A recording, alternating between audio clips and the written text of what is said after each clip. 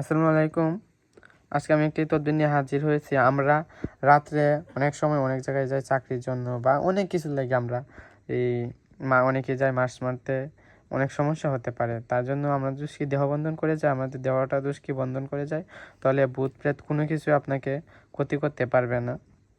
আমি এই দোয়াটা দিচ্ছি, আপনারা শুনুন। এটা অনেক কাজে লাগে। জ্বর জ্বর বা বাতাসিয়া রোগ হইলে যে ভূত পেতে যে বাতাস লাগে, এটা বইলে ফু দিলে কাজ হবে। আমি আবার বলতেছি, এটি হচ্ছে দেহবন্ধন।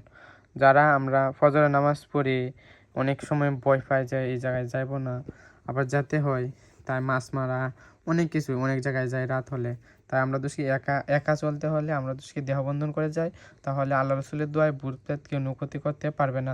যত বড়ই ভূত প্রেত ডাইন দেহ যত বড়ই হোক, সে আল্লাহ রসুলের দোয়ায় এটা দিয়ে আপনি দোষী পরে আপনার শরীরটা বন্ধ করতে পারেন, তাহলে আপনারা কোনো ক্ষতি করবে না। আমি বলতেছি, দোয়া আইতুল কুস্ত্রি বন্দে কুরআন, বাহিরে ভিতরে হোক সুবাহান, লোহা কি করতাম মেক্কা কেওয়ার, সামনে চারি পয়গাম্বর কাবারি, আমার শরীরে দিনের চারি প্রহর রাতের চারি প্রহর কিছু রাহি,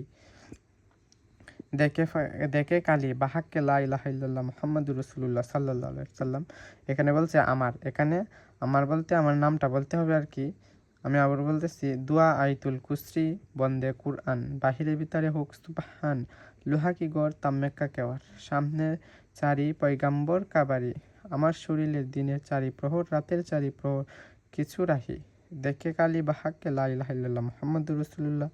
নিয়ম হচ্ছে, রোজ ফজরের নামাজের পর আপন গায়ে এটা পরে হাতের মধ্যে ফুঁক দিয়ে মুখ থেকে পা পর্যন্ত এর মধ্যে বসা দেবেন আর কি। এটাই। আর এটা অনেক পরীক্ষিত, অনেকেই করতে পারবেন, যে কেউ করতে পারবেন। কেউ যদি জ্বর হয় বা ভূত প্রেতের বাতাস লাগে, তাহলে এটা করলে ইনশাল্লাহ কাজ হবে। এটি অনেক পরীক্ষিত, ফলদায়ক।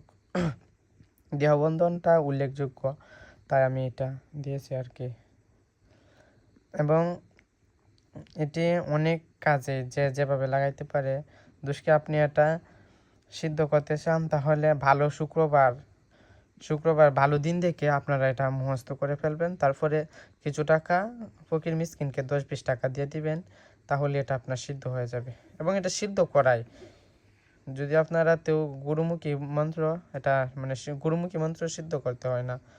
এটা একটি ভালো, যেভাবে কাজে লাগাইতে পারেন, এটা অনেক ভালো।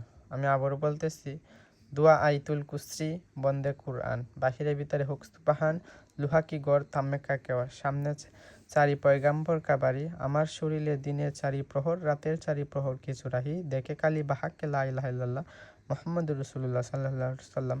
এটি অনেক ফলদায়ক, যে অনেকেই করতে পারেন, ইনশাল্লাহ কাজ হবে।